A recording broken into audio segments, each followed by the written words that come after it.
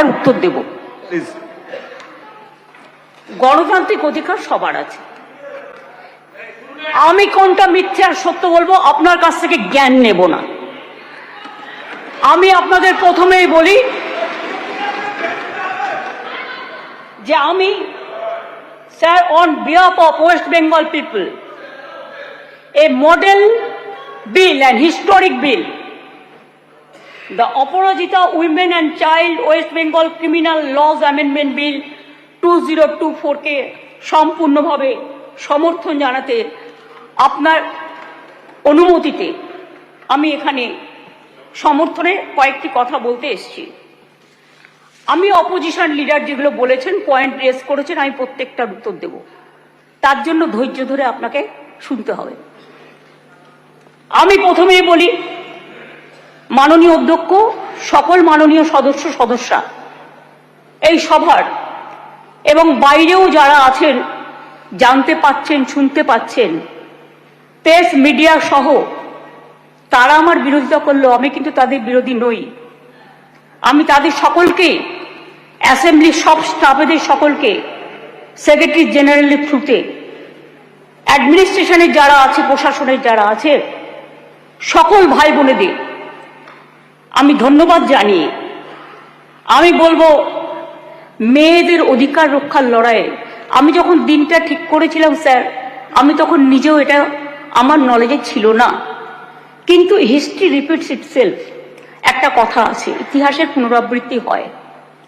মেয়েদের অধিকার রক্ষার লড়াইয়ে আমি যখন এটা বলছি, আমার গায়ে কাঁটা দিচ্ছে, তার কারণ এটা আমার আবেগ হচ্ছে। আপনারাও শুনলে আপনাদের গায়েও কাঁটা দেবে ঘটনাটা শুনলে। মেয়েদের অধিকার রক্ষার লড়াইয়ে 3রা সেপ্টেম্বর একটি ঐতিহাসিক দিন। আজ থেকে 43 বছর আগে 1981 সালে আজকের দিনেই ইউনাইটেড নেশনস মেয়েদের অধিকার সুরক্ষিত করার জন্য, তাদের বিরুদ্ধে সব বৈষম্য দূর করার জন্য চালু করেছিল the convention on the elimination of all forms of discrimination against women. সংগঠিত হয়েছিল ইউএনের আন্তর্জাতিক নারী বৈষম্য বিরোধী কমিটি, এবং সেই দিনটা আজকের দিনের সাথে মিলে যাওয়াতে আমি ইউনাইটেড নেশনসকে অভিনন্দন জানাচ্ছি। এবং বিশেষ করে নারী সুরক্ষার স্বার্থে আমাদের মা বোনেরা, ভাইয়েরা যে লড়াই করছেন, সিভিক সোসাইটি থেকে শুরু করে ছাত্রছাত্রীরা, আমি সবাই, আমার লাইনে আসতে অনেক টাইম লাগবে, আপনার ট্রেনটা বেলাইন হয়ে গেছে, ওটা সামলান আগে। আমি আপনাদের বলি, আমি সবাইকে অভিনন্দন জানাচ্ছি। আমি অভিনন্দন জানাচ্ছি, এটা অভিনন্দন নয়, আমার সমবেদনা পরিবারকে জানাচ্ছি, নির্যাতিত পরিবারকে। তার নাম তো নিতে পারি না, যে মেয়েটি নির্যাতিত হয়েছে তার জন্য আমি শোক জ্ঞাপন করছি। সাথে সাথে সারা ভারতবর্ষে যারা ধর্ষিতা হয়েছেন, যারা নির্যাতিত হয়েছেন, তাদের সকলের বিরুদ্ধে যে অত্যাচার হয়েছে, সেই অত্যাচারের করুণ কাহিনী আপনাদের একটি কথাতেও আমি শুনলাম না। তাদের সকলের ব্যাপারেও এই সভা শোক জ্ঞাপন করছে, এটা আমি আবেদন করব এবং তাদের পরিবারবর্গকে সমবেদনা জানাচ্ছি। ধর্ষণের মতো নিকৃষ্ট, নৃশংস, নক্কারজনক ঘটনার ক্ষেত্রে অত্যন্ত দ্রুত পুলিশি অনুসন্ধান ও বিচার প্রক্রিয়া সম্পূর্ণ করে দোষীদের কঠোর শাস্তি দেবার কথা আমরা বলছি। কেন বলছি তার নিশ্চয়ই কতগুলো কারণ আছে। যে কোনো সুবুদ্ধি সম্পন্ন মানুষই কোন রকম শর্ত ছাড়া নিঃশর্তভাবে এই বিলকে সমর্থন করবে আশা রাখি। ধর্ষণ মানবতার বিরুদ্ধে এক বড় অভিশাপ। ধর্ষকের নির্মম শাস্তি প্রাপ্য। যে সমাজে মেয়েরা ভালো থাকে না, সে সমাজ কখনো ভালো থাকতে পারে না। আমি বিদ্রোহী কবি নজরুলের ভাষায় বলি, বিশ্বে যা কিছু মহান সৃষ্টি চিরকল্যাণকর, অর্ধেক তার করিয়াছে নারী, অর্ধেক তার নর। মনে রাখবেন, আমার নিজেরও মনে রাখবেন, আমি মনে করি পারিবারিক কাউকে আমি একজনকে হারিয়েছি। যখনই এ ধরনের ঘটনা ঘটে আমার কলম দিয়ে লেখনী বেরোয়, দেখবেন একটি আমার কবিতার বই আছে, তার হেডিংটা আছে সে নেই। দিল্লিতে যখন অভয়াকাণ্ড হয়েছিল তার নামেই আমি ওই বইটি অর্পণ করেছিলাম। যতদিন এই তদন্তভার কলকাতা পুলিশের হাতে ছিল, মেয়েটি মারা গেছে 9 তারিখে, 9 আগস্ট। আমি সেদিন ঝাড়গ্রামে ছিলাম। তার ডেড বডি দাহ হয়েছিল রাত্রি 2:02 এরকম টেন্টেটিভলি নাগাদ, অর্থাৎ 3 তারিখ, এই 10 তারিখ। 12 তারিখে আমি নির্যাতিতার বাড়িতে গিয়েছিলাম। এবং যেদিন মারা যায় সেদিনও আমি ফোনে তার সাথে, তার বাবা মার সাথে কথা বলেছিলাম। আমাকে সিপি স্পটে ছিল, ধরিয়ে দিয়েছিলেন। আমি যখন গিয়েছিলাম নির্যাতিতর বাড়ি, তার আগে যিনি তদন্ত করছিলেন সেই অফিসারকে total audio, video, CCTV footage সবকিছু দিয়ে তার বাবা মার কাছে পাঠানো হয়েছিল, যাতে তারা সবটা জানতে পারেন, বাইরে প্রচার না করে। আমি যখন তার পরিবারের সাথে কথা বলি, তাদের আমি পরিষ্কার বলে এসেছিলাম, আজকে মঙ্গলবার, এই আজকে সোমবার, সম্ভবত আমি সোমবারই গিয়েছিলাম, সোমবার, যে আপনারা আমাকে রবিবার পর্যন্ত সময় দিন। যদি আমরা টোটাল তদন্ত করে সবাইকে অ্যারেস্ট করতে না পারি, যারাই যুক্ত, তাহলে আমি নিজে সোমবার, আগামী সোমবার, রবিবার পর্যন্ত দেখে আমি সিবিআই এর হাতে কেস তুলে দেবো। আমি নিজে গিয়ে বলে এসেছিলাম।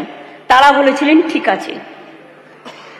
আপনারা মনে রাখবেন, দ্রুত দোষীদের খুঁজে বার করার জন্য পুলিশ 12 ঘন্টা টাইম নিয়েছিল, যে মেন অ্যাকিউজটাকে অ্যারেস্ট করবার জন্য, এবং 164 জনের একটা সাইবার ক্রাইম টিম তৈরি করা হয়েছিল সমস্ত খতিয়ে দেখার জন্য।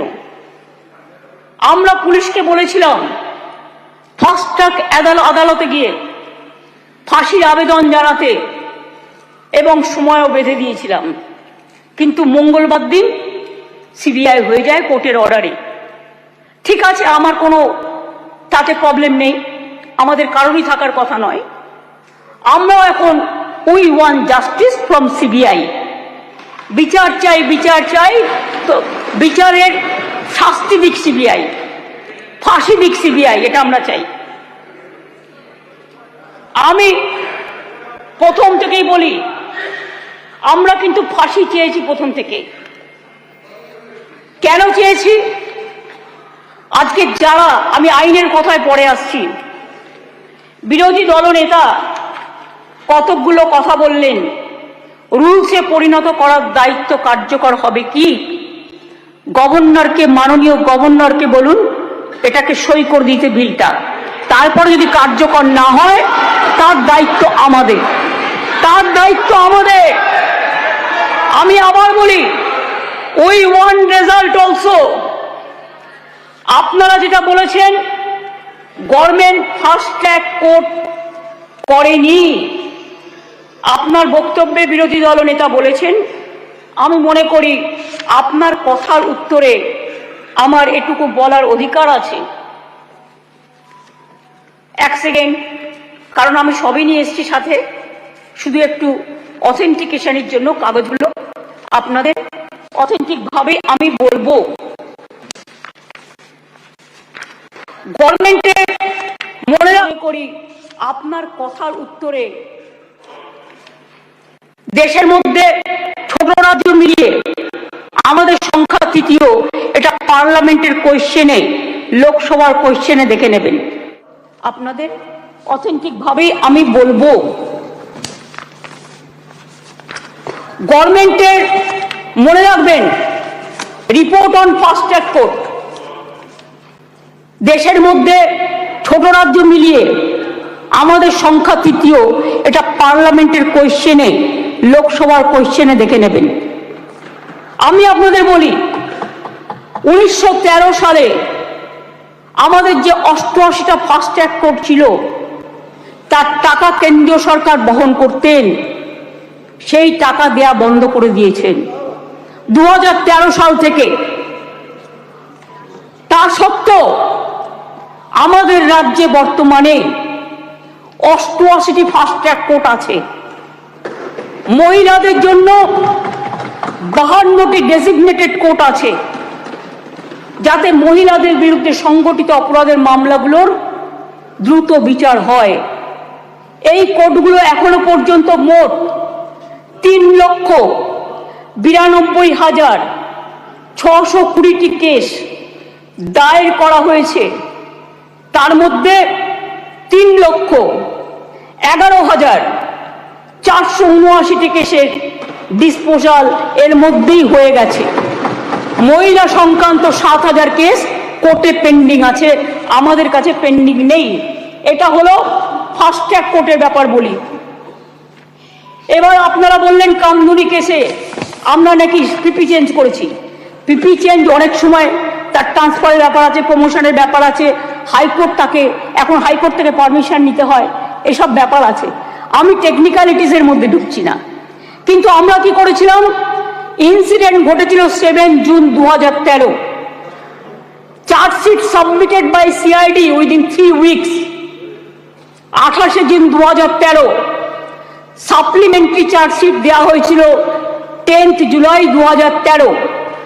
কিন্তু কোর্ট পাস্ট জাজমেন্ট এটা আমাদের হাতে নেই 30 জানুয়ারি 2016। কোর্টটা তো আমাদের হাতে নেই, কোর্টটা তো আপনাদের হাতে আছে। এটা আপনাদের একটু ভালো রোল প্লে করুন, এটা আপনাদের কাছে আমি রিকোয়েস্ট করব। আমি আপনাদের আবার বলি ইয়েস অ্যাবসলিউটলি। আমি আপনাদের বলি যে আমরা ফাঁসি চেয়েছিলাম, কিন্তু কোর্ট সেখানে কি শাস্তি দিয়েছিলেন? কোর্ট দিয়েছিলেন 3 were চার্জশিটেড আমরা trial court passed judgement on 30 January 2016 where out of 8 living accused, 1 accused expired during trial. 3 were charged with the death penalty. 3 were charged with life imprisonment and 2 were acquitted. The state appealed before High Court against the acquitted of 2 accused persons যাদের ছেড়ে দেওয়া হয়েছিল তার বিরুদ্ধে। Trial court convicted person also appealed before the Honorable High Court. High Court passed judgment 6 October 2023। তাতে তারা শাস্তির death punishment দেওয়ার বদলে দুজনকে দিয়েছিলেন লাইফ কনভিকশন, একজনকে ছেড়ে দিয়েছিলেন, 3 জনকে 7 ইয়ার্স পানিশমেন্ট দিয়েছিলেন। আর অ্যাকিউটেড 2 জন ছিলেন, তার বিরুদ্ধে আমরা এসএলপি সুপ্রিম কোর্টে ফাইল করেছি এবং 9 অক্টোবর 2023 এটা এখন পেন্ডিং আছে সুপ্রিম কোর্টে। এটা আপনি আমাকে জিজ্ঞেস করেছিলেন রিগার্ডিং ফাস্ট ট্র্যাক কোর্ট এবং কামদুনি। আপনার উত্তরে এগুলো কোশ্চেনের উত্তরে আমি এগুলো জানালাম, কারণ এটা আমার জানানোর অধিকার এবং দায়িত্ব।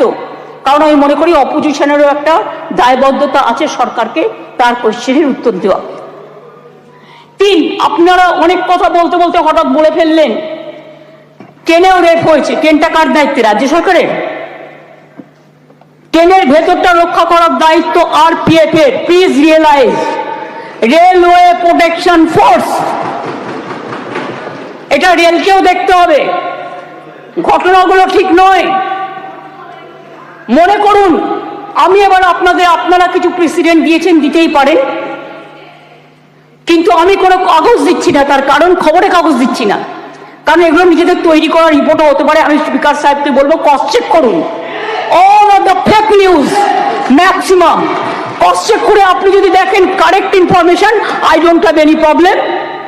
কিন্তু যদি দেখেন wrong information, misleading information, disinformation and distorted information and destructive information and provocative information, then speaker has the right to deal it.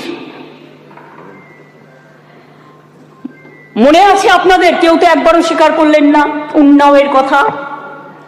2017 সালে নাবালিকাকে ধর্ষণ করেছিলেন।